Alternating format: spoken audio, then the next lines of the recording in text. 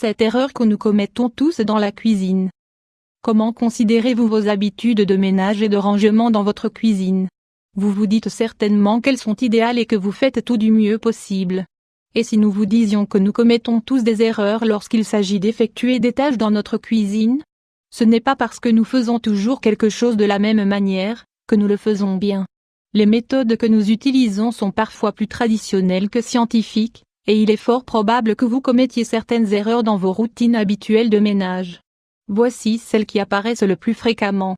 Ne pas garder les herbes fraîches. Nous aimons tous les plats bien condimentés, et cela implique souvent que nous utilisions des herbes comme la coriandre, le basilic, la menthe ou le persil. Dans la majorité des cas, nous les plaçons dans des sacs en plastique ou dans des boîtes en rentrant de nos courses. Maintenir les herbes fraîches 500 x 332. C'est une bonne idée pour les transporter sans les abîmer, mais, une fois que vous arrivez chez vous, vous devez les sortir de leur emballage et les placer dans un lieu frais. Si vous le pouvez, mettez-les dans un récipient ou dans un verre contenant de l'eau. De cette manière, vous allez éviter qu'elles nous pourrissent trop vite. Il est également important d'éloigner les herbes des températures trop extrêmes. En les plaçant près de votre gazinière ou dans votre réfrigérateur, leur durée de vie s'en verra considérablement diminuer. C'est une erreur que nous avons tous commis dans notre cuisine et qui peut nous amener à rater certains de nos plats. Pour avoir des herbes fraîches en permanence, nous vous conseillons d'acheter une jardinière et de les planter vous-même. Cela ne prendra que peu d'espace dans votre appartement ou dans votre jardin. Gardez les boîtes de conserve ouvertes. Tomates en boîte 500 x 333. Les aliments en conserve nous offrent de nombreux bienfaits. Leur durée de vie est très importante et cela nous permet de consommer des produits qui ne sont pas de saison, sans faire trop de mal à la planète. Toutefois, nous devons être conscients qu'une fois que nous avons ouvert les boîtes, nous devons vider tous les aliments qui s'y trouvent. Les boîtes de conserve sont en aluminium ou en acier, deux matériaux résistants à l'oxydation, à partir du moment où l'air ne pénètre pas dans leur sein. Lorsque nous ouvrons la boîte, l'oxydation commence et, en peu de temps, des résidus d'acier ou d'aluminium peuvent entrer en contact avec les aliments qui s'y trouvent. Si vous ne terminez pas une boîte de conserve, souvenez-vous qu'il vous faut vider son contenu dans un récipient pour le conserver au réfrigérateur ou au congélateur. La plupart des récipients pour conserver les restes de nourriture sont en plastique ou en métal. Nous commettons presque tous cette erreur, car cela nous paraît logique de conserver ce que nous n'avons pas terminé dans son récipient d'origine. Éplucher les bananes d'une mauvaise manière, ce n'est pas une erreur qui va nous provoquer des problèmes de santé, mais il s'agit tout de même d'une mauvaise habitude que nous avons presque tous adoptée. Nous épluchons quasiment tous nos bananes en partant de la queue vers la partie basse du fruit, alors qu'il nous faudrait procéder de manière inverse. Cela peut paraître illogique, mais c'est pourtant de cette manière que le fruit est plus facile à manipuler. Déchirer le papier aluminium. Usage du papier aluminium. Faites-vous partie des gens qui retirent le papier aluminium de son emballage d'origine et qui le déchirent comme ils peuvent pour en obtenir un bout?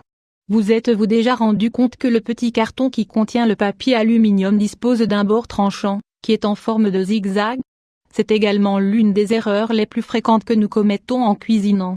L'idéal est de dérouler le morceau de papier dont nous avons besoin et de le couper grâce au bord prévu à cet effet sur l'emballage d'origine. Avec une simple petite pression, vous obtiendrez une découpe précise et rapide. Mal éplucher les pommes de terre. Nous sommes certains que vous le faites aussi. Lorsque vous épluchez des pommes de terre, vous devez certainement retirer une bonne partie de la chair en enlevant leur peau. C'est une erreur très fréquente, mais qui peut pourtant être corrigée très facilement. La prochaine fois que vous souhaitez éplucher des pommes de terre, procédez ainsi, lavez les pommes de terre comme vous en avez l'habitude. Tracez une ligne, à l'aide d'un couteau, sur tout le contour de la pomme de terre. Faites-les bouillir. Une fois qu'elles sont cuites, retirez-les du feu et mettez-les directement sous un filet d'eau froide, ou dans un récipient rempli d'eau glacée. Retirez leur peau avec vos doigts. C'est un processus très simple. La peau des pommes de terre va se retirer très facilement si vous suivez toutes les étapes dont nous venons de vous parler.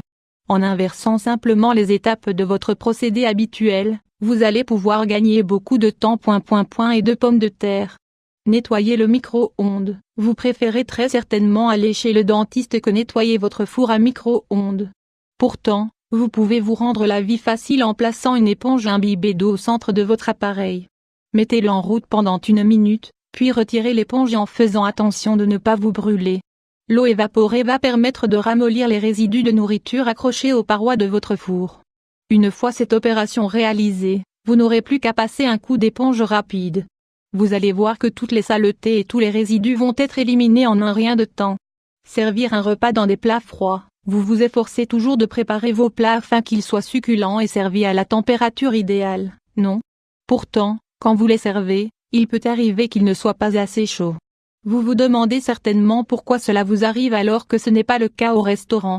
La dernière erreur que nous commettons fréquemment dans la cuisine est en lien avec la température des plats que nous utilisons pour servir nos repas. Dans les grands restaurants, les mets sont servis dans des plats à bonne température. Si la nourriture est froide, l'assiette le sera aussi. À l'inverse, si le mets doit être servi chaud, le plat sera placé quelques secondes au four à micro-ondes pour qu'il puisse participer au maintien des aliments à bonne température. En conclusion, ce n'est pas parce que nous faisons toujours la même chose que nous le faisons bien. Et vous, quelles erreurs commettez-vous souvent en cuisinant? Quelles autres astuces nous recommandez-vous?